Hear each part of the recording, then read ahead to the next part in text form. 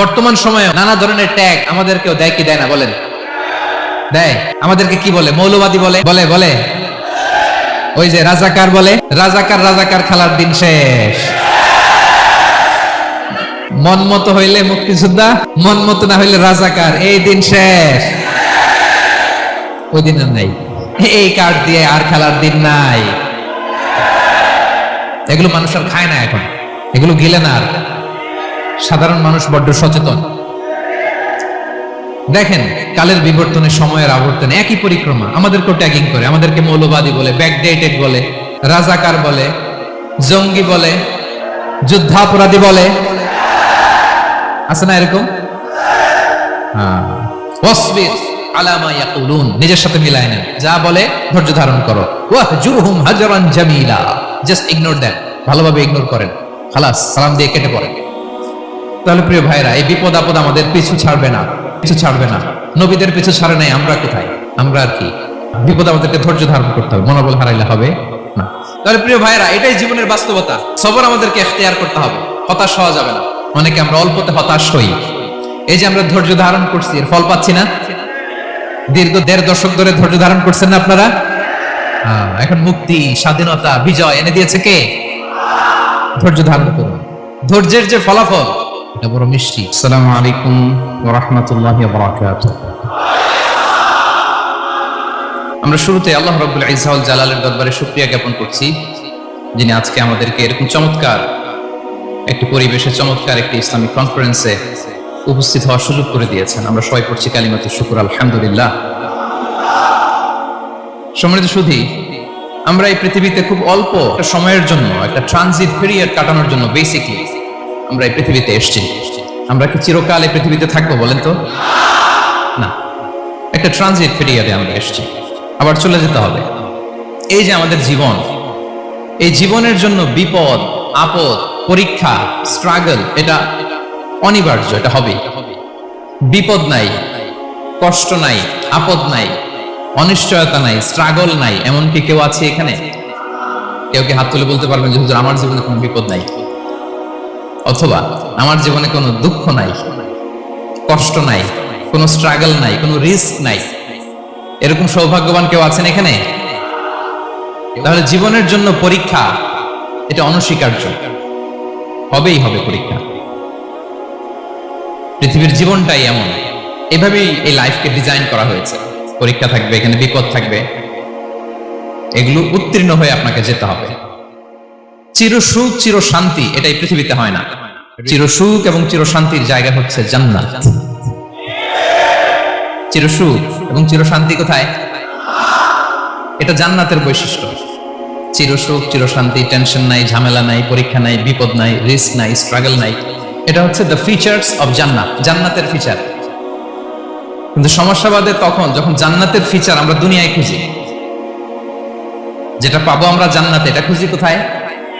এই তখনই সমস্যাবাদ। And this is the main problem. এটাই বড় সমস্যা। এই সমস্যার সমাধান কোথায়, এটা নিয়ে আজকে আমি কিছু কথা অ্যাড্রেস করবো ইনশাআল্লাহ। তো তাহলে আসুন শুনি জান্নাতের ফিচার কি।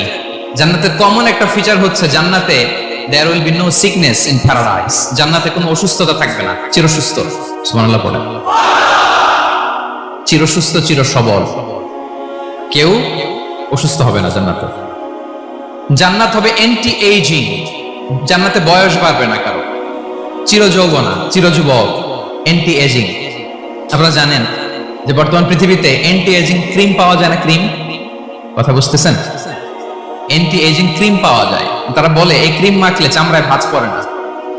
এর দাম আছে কিন্তু অনেক। অ্যান্টি এজিং ক্রিম লাগায়, শ্যাম্পু ইউজ করে, অ্যান্টি এজিং অয়েল আছে, এটা দিলে নাকি চামড়ায় ভাঁজ পড়ে না। ইভেন ভারতের অনেক বড় একজন ব্যবসায়ী মুকেশ আম্বানি, নাম শুনছেন? যে তার ছেলের বিয়ে হয়ে গেল, তো এই মুকেশ আম্বানির স্ত্রী নীতা আম্বানি, সে কিছুদিন আগে 1 বটল গোল্ড ওয়াটার খেয়েছে, gold water, and its cost $60,000 $60,000 দাম 1 বোতল গোল্ড ওয়াটারের। কেন? ফর অ্যান্টি এজিং, যাতে বয়সের ছাপ গালে না থাকে। এখন বলেন, এভাবে কি আমাদের বয়সকে ধরে রাখা সম্ভব এই পৃথিবীতে? সম্ভব না, কারণ এই ফিচারটা দুনিয়ার ফিচার না, এটা জান্নাতের ফিচার। সুবহানাল্লাহ পড়েন। তাহলে জান্নাতে কেউ অসুস্থ হবে না। জান্নাত হবে চির যৌবন, চির যৌবনা। ওখানে আমরা যুবক থাকবো, প্রত্যেকে 33 বছরের যুবক যুবতী হয়ে জান্নাতে ঢুকবো। বিষ্ণু ইসলাম বলেন, আহলুল জান্নাতি জুরদা ওয়া মুরদা ওয়া আবনাউ সালাসিন ওয়া সালাসিন। জান্নাতে যারা যাবে শুভ্র দাড়িবিহীন, প্রত্যেকে হবে 33 বছর বয়সের। ওই যে 33 বছর বয়সে একবার ঢুকলেন, আর বয়স বাড়বে না, ওইটাই চিরকাল ওই বয়স পাবেন। জান্নাতের আরেকটা ফিচার হচ্ছে নো ফ্রাস্ট্রেশন, কোনো চিন্তা নাই, দুশ্চিন্তা নাই, হাইপার টেনশন নাই, সজীব প্রাণবন্ত। সুবহানাল্লাহ। জান্নাতের আরেকটা ফিচার হচ্ছে there is no expiry date in জান্নাত। এক্সপায়ারি ডেট আছে? জান্নাতে যে ঢুকবো 7 দিনের জন্য চেক ইন, নাকি চেক ইন কয় দিনের জন্য? 7 দিন 10 দিন পরে চেক আউট করে ফেলবে এরকম না, নো এক্সপায়ারি ডেট। আজীবন একবার এন্ট্রি পেলে বের হওয়ার টেনশন নাই। আল্লাহু আকবার। তাহলে no expiry date, rather it's eternal. আজীবন থাকবেন, খালিদিনা ফিহা, চিরকাল থাকবেন। এবং জান্নাতের সবচাইতে গুরুত্বপূর্ণ ফিচার হচ্ছে there will be no death in জান্নাত। জান্নাতে আপনার আর মৃত্যু হবে না, মৃত্যুর বিদায় হবে। তার মানে আপনি অমর হবেন। তাহলে আপনি চির সুস্থ, চির সবল হবেন জান্নাতে, চির যুবক থাকবেন, প্রাণবন্ত থাকবেন, আপনি অমর হবেন, আপনি জান্নাতে মরবেন না। জান্নাতীরা যখন জান্নাতে যাবে, ফেরেশতারা ডেকে বলবে, ইয়া আহলাল জান্নাতি ইন্না লাকুম আন তাসিহু ফালা তাসকামু আবাদা। জান্নাতীরা চিরকাল সুস্থ থাকবা, অসুস্থ হবে না। ইন্না লাকুম আন তাশিব্বু ফালা তাহরামু আবাদা। তোমরা শাবাব থাকবা, বুড়া হবা না। ওয়া ইন্না লাকুম আন তাহিয়াউ ফালা তামুতু আবাদা। চিরকাল বেঁচে থাকবা, মরবা না। এবং সেদিন জান্নাতে মৃত্যু দেয়া হবে, মৃত্যু দেয়া হবে। ইউতাল মাউতু বিকাবশিন আমলাহ। একটা ছাগলের আকৃতিতে মৃত্যুকে আনা হবে। ফায়ুযবাহুল মাউত, মৃত্যুকে জবাই দেয়া হবে। এবার জান্নাতীরা তাকিয়ে থাকবে, ফেরেশতারা বলবে, ইয়া আহলাল জান্নাতি খুলুদুন ফালা মাউত। হে জান্নাতীরা, চিরকাল এই জান্নাতে থাকবে। তাহলে জান্নাতের ফিচার পাইছেন? এখন কোন বোকা যদি এই ফিচার দুনিয়ায় খুঁজে পাবে? পাবে না, কারণ দুনিয়ার ফিচার আলাদা। দুনিয়ার ফিচার কি? এই দুনিয়াতে বিপদ আসবে, কষ্ট আছে, দুনিয়াতে হতাশা আছে, ভয় আছে, অসুস্থতা আছে, বার্ধক্য আছে, এবং এই দুনিয়ার একটা এক্সপায়ারি ডেট আছে, আছে না? দ্য ডে ইউ ডাই, যেদিন আপনি মারা যাবেন, এটা আপনার এক্সপায়ারি ডেট। চলে যেতে হবে, চলে যেতে হবে। এই পৃথিবীতে মৃত্যুর অস্তিত্ব আছে। সবকিছু থমকে দিয়ে, আপনাকে চমকে দিয়ে মৃত্যু চলে আসবে, ঠিক কিনা বলেন? তাহলে এগুলো হচ্ছে দুনিয়ার ফিচার। এই দুনিয়াতে বিপদ আপদ, কষ্ট, ঝুঁকি, স্ট্রাগল, বার্ধক্য, অসুস্থতা, এগুলো নিয়ে আমাদেরকে টিকে থাকতে হয়। এটা দুনিয়ার ফিচার, মিলাই ফেললে হবে না। জান্নাতের ফিচার একটা, দুনিয়ার ফিচার আরেকটা। দুনিয়াতে কষ্ট থাকবে, বিপদ আপদ থাকবে। এই দুনিয়ার ফিচারটা আল্লাহ তাআলা কোরআনের একটা আয়াতে খুব চমৎকার ভাবে উল্লেখ করেছেন। সেটা দিয়েই আমি আলোচনা শুরু করেছি। আল্লাহ তাআলা ইরশাদ করছেন, ওয়ালা নাবলুওয়ান্নাকুম বিশাইইম মিনাল খাউফি ওয়াল জু'i ওয়া নাকসিম মিনাল আমওয়ালি ওয়াল আনফুসি ওয়াস সামারাত ওয়া বাশশিরিস সাবিরিন। আল্লাহ তাআলা বলছেন, অবশ্যই অবশ্যই আমি তোমাদেরকে পরীক্ষা করব, ভয় দিয়ে, ক্ষুধা দিয়ে, সম্পদের ঘাটতি দিয়ে, আতঙ্ক দিয়ে, প্রাণনাশ দিয়ে, ফল ফসলের হানি দিয়ে পরীক্ষা করব। কিন্তু এই পরীক্ষায় যারা উত্তীর্ণ হবে, যারা সবর ইখতিয়ার করবে, ওয়াবাশশিরিস সাবিরিন, ধৈর্যশীলদের জন্যই হচ্ছে সুসংবাদ। আলহামদুলিল্লাহ পড়েন। তাহলে সম্মানিত সুধী, আমরা বুঝতে পারলাম এই পৃথিবীর ফিচার হচ্ছে এখানে বিপদ থাকবে, বিপদ ছাড়া কেউ থাকবে না। স্ট্রাগল থাকবে, কষ্ট থাকবে, ঝুঁকি থাকবে, রিস্ক থাকবে, এবং নানা ধরনের বিপদ আপদ দিয়ে আল্লাহ তাআলা আমাদেরকে পরীক্ষা করবেন। এটা মাস্ট, এটা আমাদের মাইন্ডসেটে নিয়ে নিতে হবে। মাইন্ডসেটে এটা ক্লিয়ার থাকতে হবে। চিরসুখ, চিরশান্তি এই দুনিয়াতে মিলবে। কোথায় মিলবে তাহলে এটা? তাহলে বিপদ আসবেই, আপদ আসবেই, পরীক্ষা থাকবেই আমাদের জীবনে। তবে ইন্টারেস্টিংলি মজার বিষয় হচ্ছে, পরীক্ষাটা এক একজনের এক এক রকম। পুরো পৃথিবীটা একটা পরীক্ষা ক্ষেত্র, কিন্তু কারো প্রশ্নপত্রের সাথে কারো প্রশ্নপত্রের কোনো মিল নেই। সুবহানাল্লাহ। আমার পরীক্ষা একরকম, আপনার পরীক্ষা আরেক রকম, ওই ভাইয়ের পরীক্ষা আরেক রকম, ওনারটা আরেক রকম। সবাই পরীক্ষার্থী, সবাই পরীক্ষার্থী, কিন্তু কারো প্রশ্নপত্রের সাথে কারো প্রশ্নপত্রের কোনো মিল নাই। কারোর জন্য পরীক্ষা হচ্ছে সে খুব অসুস্থ, প্রচন্ড অসুস্থতা, তার জন্য পরীক্ষা। ক্যান্সারের রোগী, দুরারোগ্য ব্যাধি, ডক্টর বলছে ফোর্থ স্টেজে চলে আসছে, কয়েক মাস বাঁচতে পারে, এটা তার জন্য পরীক্ষা। আবার কারো দেখবেন যে খুব একটা অসুস্থতা নেই, অসুস্থতার ঝামেলা নাই, কিন্তু তার দারিদ্রতা আছে, তার আর্থিক অনটন, এটা তার জন্য পরীক্ষা। আবার কারো দেখবেন অসুস্থতাও নাই, দারিদ্রতাও নাই, তার দাম্পত্য জীবনের সমস্যা আছে না নাই? অনেকের দেখবেন এগুলো কোনোটাই সমস্যা না, তার ছেলে কথা শোনে না, মাদকাসক্ত, মাদকাসক্ত, রিহ্যাবে পাঠায়, আবার আসে, আবার গাঁজা খাওয়া শুরু করে, আছে না নাই বলেন? দেখেন তার পরীক্ষাটা আবার আলাদা। অনেকের দেখবেন মেয়ে বাবার কথা শোনে না, আবার অনেকের দেখবেন যে ব্যবসায় সমস্যা, লসের পর লস, লাভ উঠাতে পারে না। তাহলে পরীক্ষা ছাড়া, বিপদ আপদ ছাড়া দুনিয়াতে কেউ নাই, কেউ নাই প্রিয় ভাইরা। এটা আমাদের মাথায় রাখতে হবে। পরীক্ষা আপনাকে দিতেই হবে, পরীক্ষা দিয়ে দিয়েই নিজেকে প্রমাণ করতে হবে। আর এক একজনের পরীক্ষাটা এক এক রকম, কারো পরীক্ষার সাথে কারো পরীক্ষার কোনো মিল থাকবে না। তো মাঝে মাঝে আমরা এটা ভুলে যাই। আল্লাহ তাআলা কালামে পাকে রিমাইন্ডার দিয়ে আমাদেরকে স্মরণ করিয়ে দিতে চান যে এই পৃথিবীতে আসলে তোমরা এসেছো পরীক্ষা দিতে। এটাই জীবনের বড় বাস্তবতা। আমাদের জীবনে যত হতাশা, আমাদের জীবন নিয়ে যত অভিযোগ, আমাদের মনে যত কষ্ট, আমাদের হৃদয়ের ভেতরে যত অস্থিরতা, তার মূলে হচ্ছে এই সমস্যা যে আমরা ভুলেই গেছি আমরা পরীক্ষা দিতে আসছি। এটা যদি ভুলে না যান, এটা যদি আপনার মাইন্ডসেটে থাকে যে পুরো জীবনটা একটা পরীক্ষা, তাহলে দেখবেন কোনো কিছু আপনাকে কাবু করতে পারবে না। আপনি হতাশ হবেন না, জীবন নিয়ে আর অভিযোগ থাকবে না, আপনি ভেঙে পড়বেন না, সব অভিযোগ হতাশা দূর হয়ে যাবে। তারপর বুঝতে পারলাম পরীক্ষা আপনাকে দিতেই হবে। পরীক্ষা দেয়া ছাড়া এই পৃথিবী থেকে চলে যাওয়ার কোনো চান্স বা সুযোগ আমাদের কারো নেই। সূরাতুল আনকাবুতে আল্লাহ তাআলা এই কথাটা আরো চমৎকার ভাবে বলেছেন। আল্লাহ তাআলা ইরশাদ করছেন, আহাসিবান নাসু আইয়ুতরাকু আইয়াকুলু আমান্না ওয়া হুম লা ইফতানুন ওয়ালাকাদ ফাতান্নাল্লাযীনা মিন ক্বাবলিহিম ফালা ইয়া'লামান্নাল্লাহুল্লাযীনা সাদাকু ওয়া লা ইয়া'লামান্নাল কাযিবিন। আল্লাহ বলেন, মানুষ কি ভেবেছে সে শুধু বলবে আমি ঈমানদার আর তাকে আমি জান্নাতে ঢুকাই দিব? না, কখনো না, কোশ্চিনকালেও না। বরং পূর্ববর্তীকালে যারা পৃথিবীতে এসেছিল তাদেরকে আমি পরীক্ষায় নিয়েছি, পরীক্ষা করেছি, এবং তাকেও ঈমানের প্রশ্নে সে সত্যবাদী না মিথ্যাবাদী পরীক্ষা দিয়ে দিয়ে নিজেকে প্রমাণ করতে হবে। ঠিক কিনা বলেন? পরীক্ষা দিয়ে আপনাকে প্রমাণ করতে হবে। এবং এই পরীক্ষার ব্যাপারটা, এটা যে শুধু আমরা সাধারণ মানুষ আমাদের জীবনে দুঃখ বিপদ পরীক্ষা এমনটা না। এই পৃথিবীর সবচেয়ে শ্রেষ্ঠ মানুষ যারা ছিলেন তাদেরকে আল্লাহ পরীক্ষা নিয়েছেন। বলেন তো পৃথিবীতে সবচাইতে শ্রেষ্ঠতম মানুষ কারা? সবচাইতে শ্রেষ্ঠ ভালো মানুষ কারা ছিলেন পৃথিবীতে? বলেন তো নবীরা। আওয়াজ করে বলেন তো কারা? বলেন তো নবীদের জীবনে পরীক্ষা ছিল কি ছিল না? হ্যাঁ ছিল। বেশি না কম? বিষ্ণু ইসলামকে জিজ্ঞাসা করা হলো, আইয়ুন নাসি আশাদ্দু বালাআন ইয়া রাসূলুল্লাহ, হে আল্লাহর রাসূল এই পৃথিবীতে কাদের জীবনে পরীক্ষা বেশি?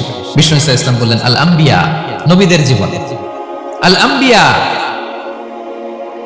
সুম্মাল আমসাল ফাল আমসাল,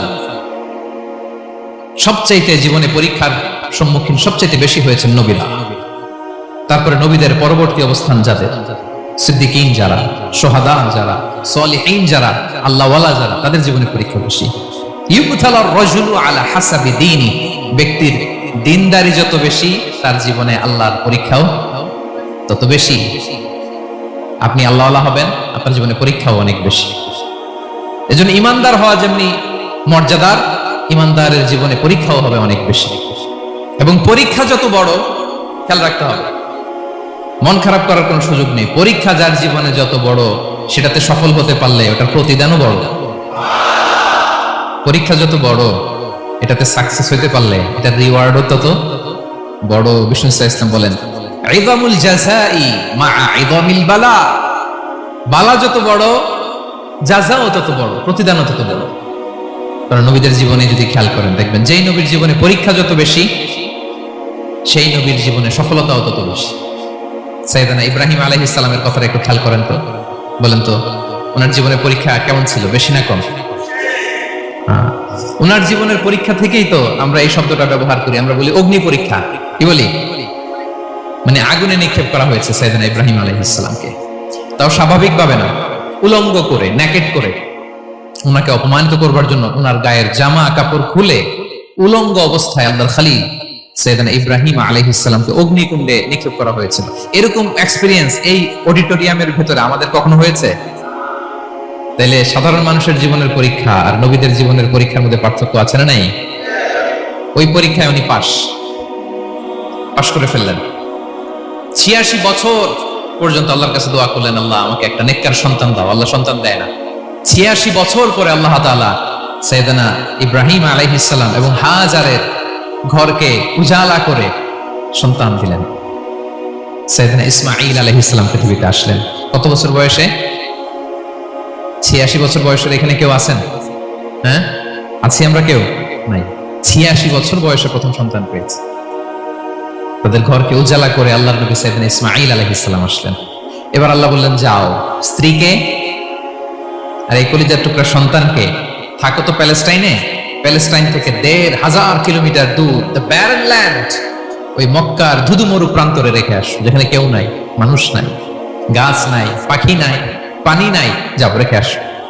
আচ্ছা বলেন তো, ৮৬ বছর পরে যে লোকটা সন্তান পেল, বুঝে শুনে উত্তর দিন, ৮৬ বছর পরে যে লোকটাকে আল্লাহ তাআলা সন্তান দিল, তার হৃদয়ে ওই সন্তানের জন্য মায়া বেশি না কম?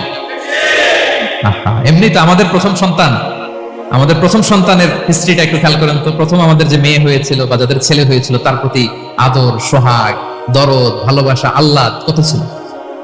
আর ৮৬ বছর বয়স আল্লাহ তাআলা ওনাকে সন্তান দিলেন, দিয়ে বললেন, যাও হাজারকে আর ইসমাঈলকে মক্কার ধুধুমরু প্রান্তরে রেখে আসো। আল্লাহ তাআলা বলতে দেরি, চলে যেতে দেরি নাই, মুহূর্তে উনি রওনা হয়ে গেলেন। সুবহানাল্লাহ বলবেন না? রেখে আসলেন মক্কার ধুধুমরু প্রান্তরে। এবার আল্লাহ বললেন, যাও রিটার্ন ব্যাক টু প্যালেস্টাইন, প্যালেস্টাইনে চলে যাও। চলে গেলেন, হৃদয়টা ভেঙে খান। অনেক বছর পরে আল্লাহ তাআলা আবার অনুমতি দিলেন, যাও এবার ছেলেকে দেখে আসতে পারো, যাও প্যালেস্টাইন থেকে আবার মক্কায় যাও। সাইয়েদনা ইব্রাহিম আলাইহিস সালাম প্যালেস্টাইন থেকে আবার ১,৫০০ কিলোমিটার পথ পাড়ি দিয়ে, এখনকার মতো ফ্লাইটে যায় না, গাড়িতেও না, উটে করে, কিসে করে। উনি যে কতবার মক্কা থেকে ফিলিস্তিন এসেছেন আর গিয়েছেন, কোনো ইয়ত্তা নাই, হিসাব নাই। গেলেন, এবার ছেলেটা হাঁটতে পারে, দৌড়াতে পারে, একটু কথা বলতে পারে, আব্বু আব্বু ডাকতে পারে। কেমন মায়া লাগে বলেন তো? মায়া ভালোবাসায় যখন টই টম্বুর, ঠিক ওই মুহূর্তে আল্লাহ বললেন, ছেলেকে জবাই করো ছেলেকে। আল্লাহ তাআলা বলতে দেরি করেছেন, আল্লাহর আদেশ পালনে 1 সেকেন্ডও তিনি দেরি করেন নাই।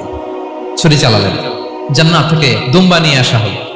এভাবে আল্লাহর নবী ইব্রাহিম আলাইহিস সালাম ওনার জীবনের প্রতিটি ক্ষেত্রে যেখানেই আল্লাহ তাআলা ওনাকে পরীক্ষা নিয়েছেন, উত্তীর্ণ হয়েছেন। এবং দেখেন ওনাকে আল্লাহ তাআলা কি উপহার দিলেন। আল্লাহ তাআলা ওনাকে খলিলুল্লাহ উপাধি দিলেন, আল্লাহর বন্ধু। সুবহানাল্লাহ বলেন। আল্লাহ তাআলা বলছেন, ওয়া ইযিবতালা ইব্রাহিম রাব্বুহু বিকালিমাতিন ফাআতাম্মাহুন ক্বালা ইন্নী জাঈলুকা লিন-নাসি ইমামা। আল্লাহ অনেকগুলো পরীক্ষা নিয়েছিলেন সাইয়েদনা ইব্রাহিম আলাইহিস সালাম, প্রতিটা পরীক্ষায় সাকসেসফুলি পাস করেছেন, গোল্ডেন এ প্লাস। আল্লাহ বলেন, ইন্নী জাঈলুকা লিন-নাসি ইমামা, I'm gonna make you the leader for the entire human being. I'm gonna appoint you as a leader for the entire universe. গোটা বিশ্বের জন্য, গোটা মানবতার জন্য আমি তোমাকে লিডার বানায় দিলাম। ইযামুল জাযাই মা'a ইযামিল বালা। পরীক্ষা যত বড়, ওই পরীক্ষায় পাশ করলে ওইটার ফলাফল প্রতিদানও বড়।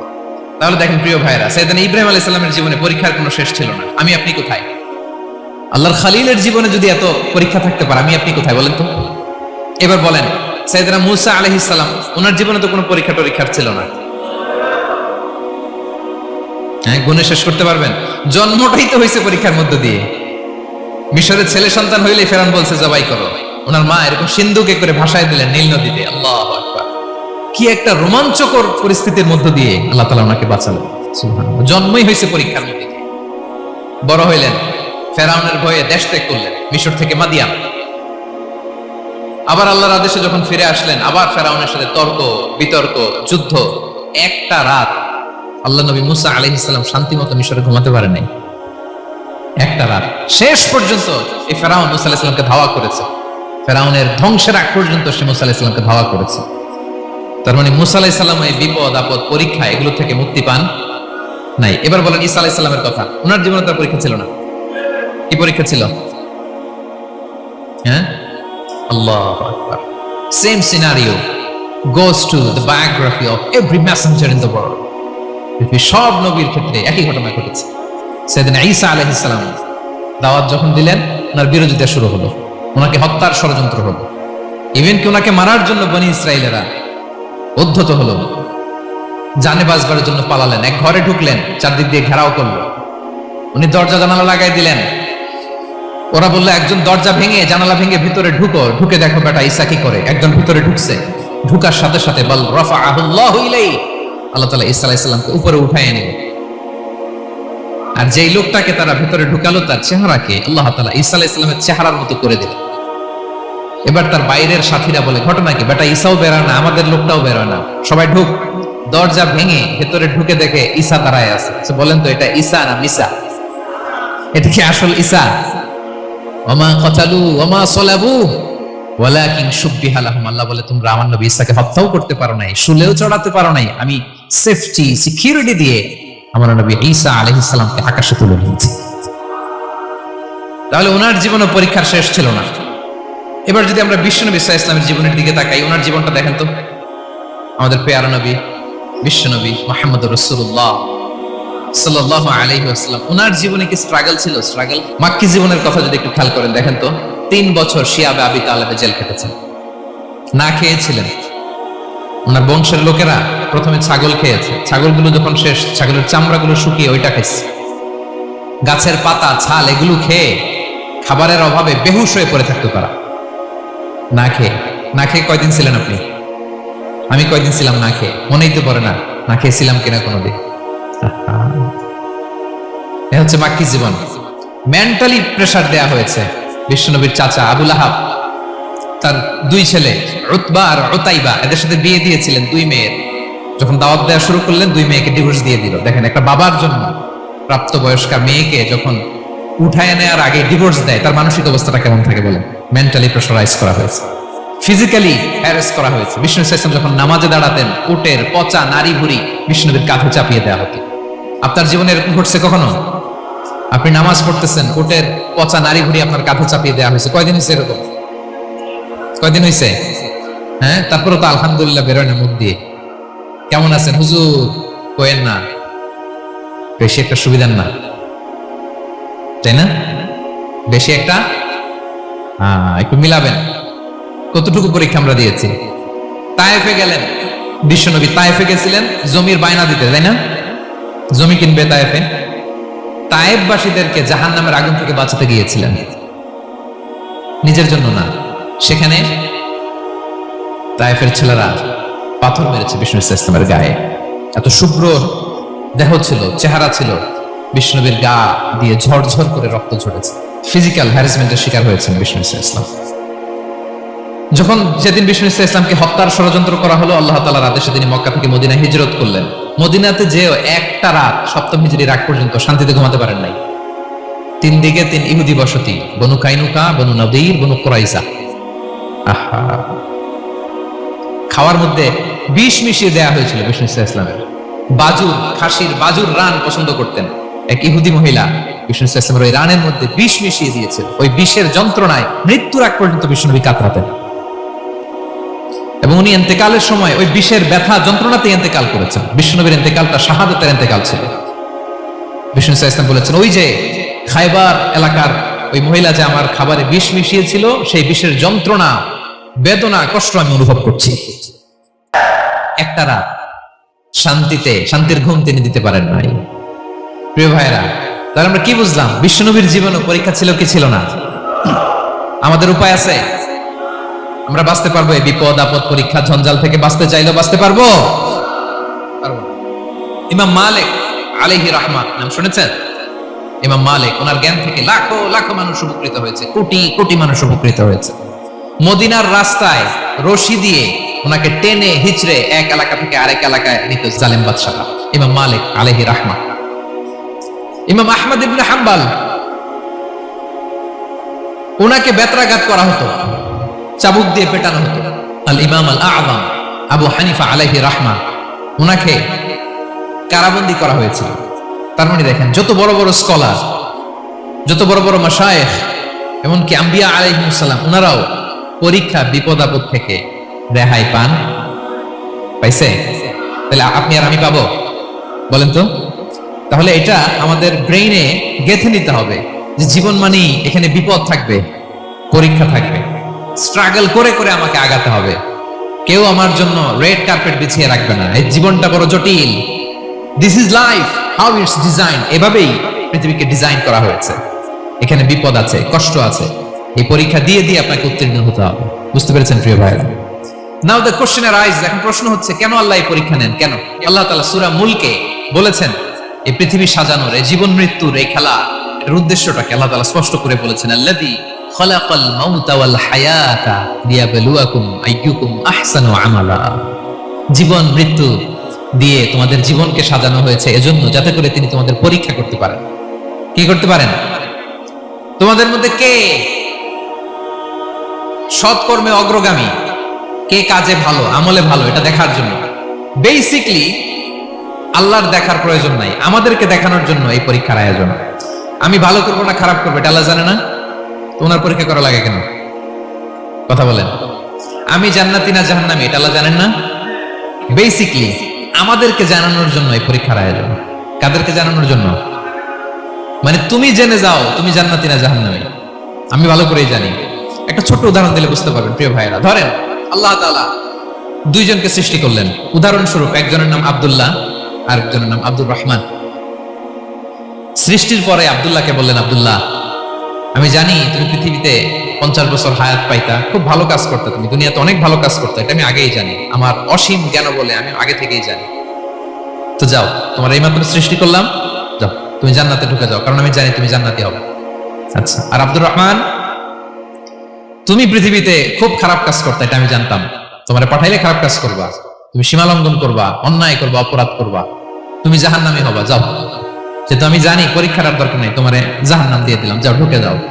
আব্দুল্লাহ ঠিকই জান্নাতে ঢুকে যাবে, আব্দুর রহমান কি ঢুকবে? ঢুকবে।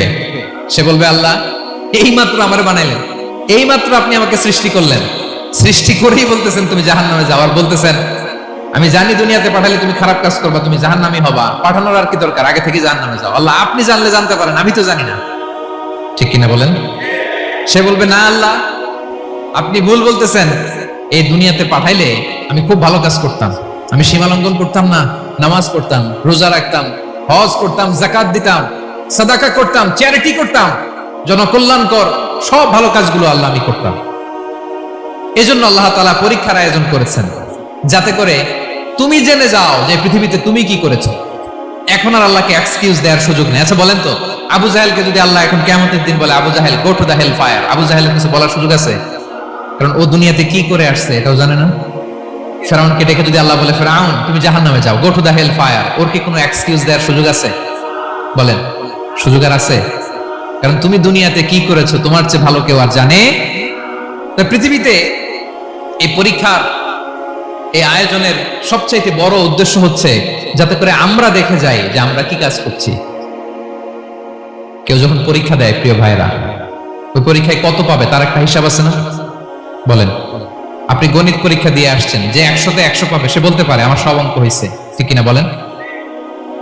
আর যে লাড্ডু গুড্ডু বুঝছেন তো, কিছুই পারে নাই, ঘোড়ার ডিম, তারও একটা হিসাব আছে যে সে কিছুই লিখে আসতে পারে নাই।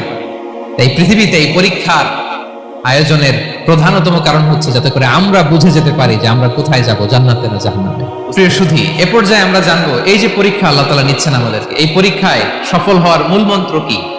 কোরআনে বিভিন্ন আয়াতে এই পরীক্ষার কথা বলা হয়েছে এবং এই পরীক্ষার সফলতার মূল মন্ত্রও কোরআনে ঘোষিত হয়েছে। আলহামদুলিল্লাহ বলেন।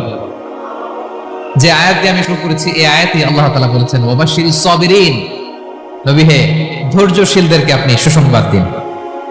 ধৈর্যশীলদেরকে সুসংবাদ দিন, তার মানে বিপদে ধৈর্য ধারণ করতে হবে প্রিয় ভাইরা। ইন্নামাস সাবরু ইনদা সাদামাতিল উলা, বিপদে আমরা অনেক সময় প্যানিক হয়ে যাই, অস্থির হয়ে যাই, কি করব, হতাশ।